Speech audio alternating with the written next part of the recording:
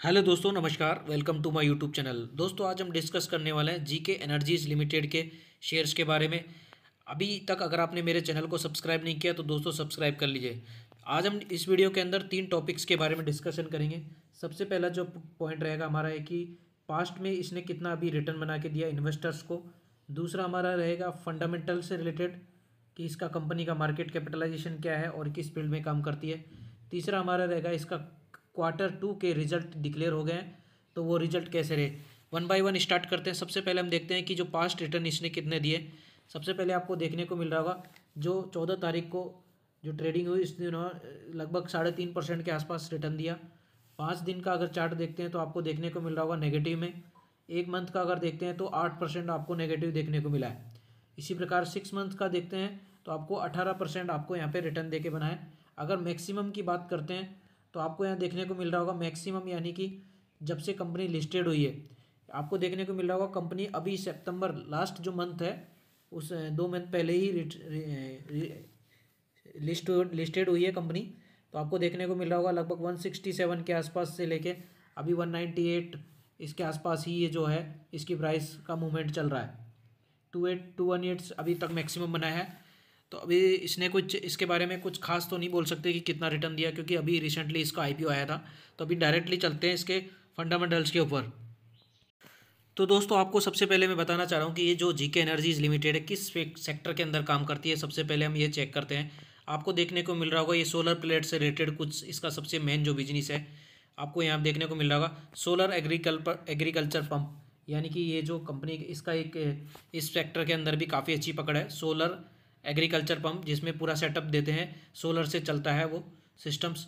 और उसके बाद दूसरा जो देखते हैं सोलर फोटोवोल्टिक मॉड्यूल्स जो आपकी छतों पे लगते हैं और इन्वर्टर वगैरह के जो लाइट मतलब सप्लाई करते हैं, ग्रीन एनर्जी प्रोड्यूस करने का काम करते हैं।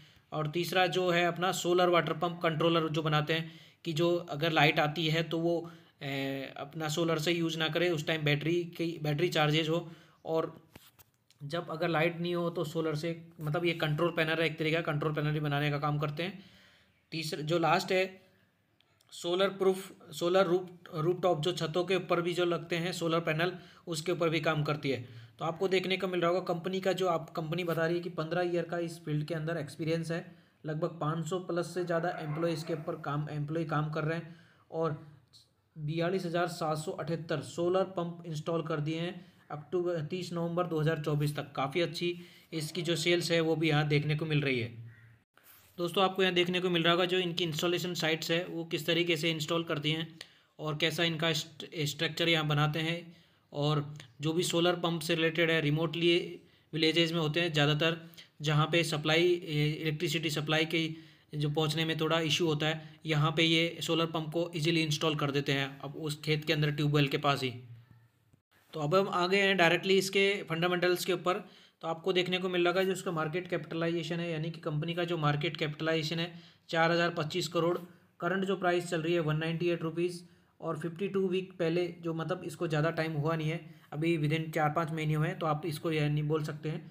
और इसकी जो बुक वैल्यू है 38 रुपीज़ है और यहाँ पे फेस वैल्यू इसको 2 रुपये दी गई है। तो आपको देखने को मिल रहा होगा जो यहाँ पे प्रमोटर्स की होल्डिंग है वो मैं आपको बताने वाला हूँ।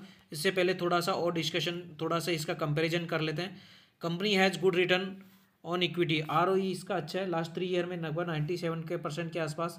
Company throat the company is reporting repeated profit not paying out dividend, मतलब प्रॉफिट तो कर रही है लेकिन कोई ज़रूरी नहीं है कि अगर कोई भी प्रॉफिट मेकिंग कंपनी है वो डिविडेंड दे ही दे, ऐसा कुछ मैंडेटरी होता नहीं है।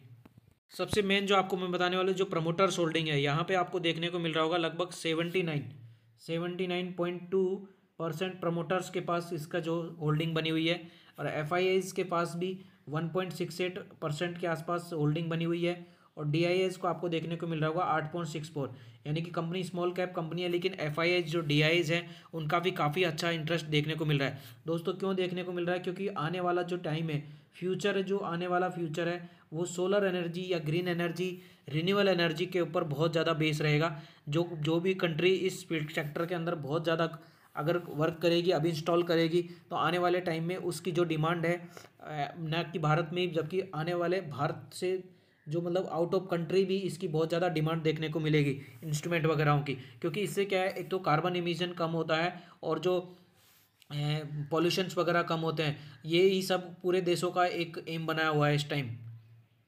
तो दोस्तों अभी हम आ गए हैं इसके कंसोलिडेटेड फाइनेंशियल रिजल्ट के ऊपर, और जो जितना जो डाटा दिया गया है वो मिलियंस में दिया गया है, तो हम इसको करोड़ में कन्वर्ट करके आपको रीड करेंगे ताकि थोड़ा कंपैरिजन में थोड़ा आसानी हो सके।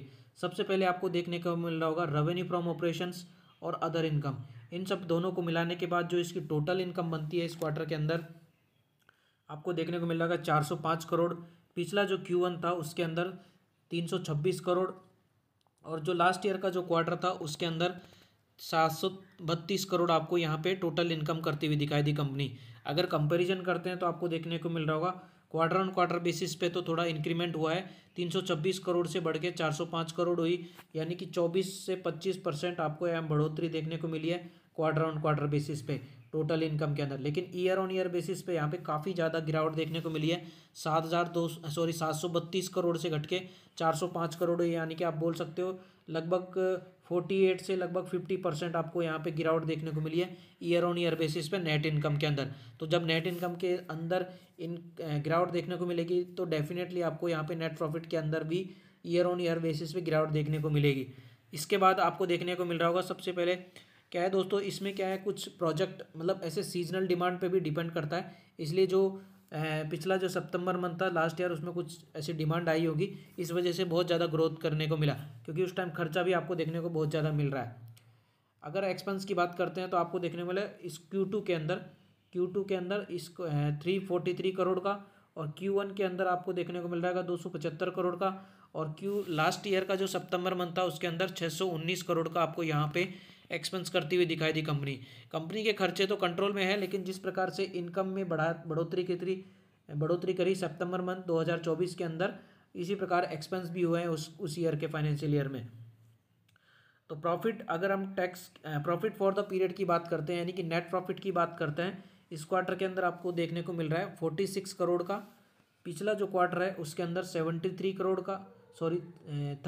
करोड़ का, और उससे जो लास्ट ईयर का जो क्वार्टर है उसके अंदर 84 करोड़ का आपको यहाँ पे नेट प्रॉफिट देखने को मिला। अगर कंपैरिजन करते हैं तो आपको देखने को मिल रहा होगा 37 करोड़ से बढ़ के 46 करोड़ हुआ, यानी कि यहाँ पे भी 24 से 25% आपको ग्रोथ देखने को मिली है क्वार्टर ऑन क्वार्टर बेसिस पे नेट प्रॉफिट के अंदर। तो दोस्तों नेट प्रॉफिट की बात करते हैं तो आपको देखने को मिल रहा होगा इस क्वार्टर के अंदर 46 करोड़ का नेट प्रॉफिट हुआ। पिछले क्वार्टर के अंदर आपको देखने को मिला 37 करोड़ का, और उससे जो लास्ट क्वार्टर था उसके अंदर 84 करोड़ का आपको नेट प्रॉफिट देखने को मिला। लेकिन कंपैरिजन करते हैं तो आपको देखने को मिल रहा है 37 करोड़ से बढ़ के 46 करोड़ हुआ, यानी कि आपको यहाँ पे 24 से 25% की बढ़ोतरी देखने को मिली है क्वार्टर ऑन क्वार्टर बेसिस। लेकिन अगर ईयर ऑन ईयर बेसिस पे कंपैरिजन करते हैं तो काफ़ी ज़्यादा गिरावट देखने को मिली है ईयर ऑन ईयर बेसिस पे। इसी प्रकार अगर ईपीएस की बात करते हैं तो ईपीएस आपको देखने को मिल रहा होगा इस क्वार्टर के अंदर 2 रुपये 31 पैसे, पिछले क्वार्टर के अंदर 2 रुपये 19 पैसे, और उससे जो लास्ट ईयर का जो क्वार्टर है उसके अंदर 4 रुपये 15 पैसे आपको यहाँ पे ईपीएस देखने को मिला। तो ईपीएस भी उसी प्रकार से बिहेवियर करता है जिस प्रकार से उसकी नेट प्रॉफिट नेट इनकम्स के अंदर ग्रोथ देखने को मिलती है, उसी प्रकार से ईपीएस भी यहाँ पे मूवमेंट करता हुआ दिखाई देता है आपको।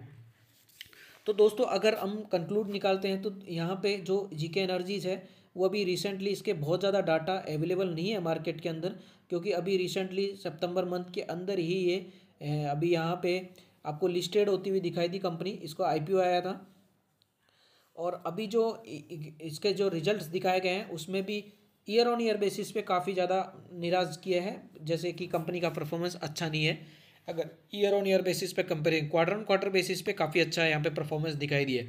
तो दोस्तों अगर वीडियो अच्छी लगे तो लाइक करना और चैनल को सब्सक्राइब करना। धन्यवाद।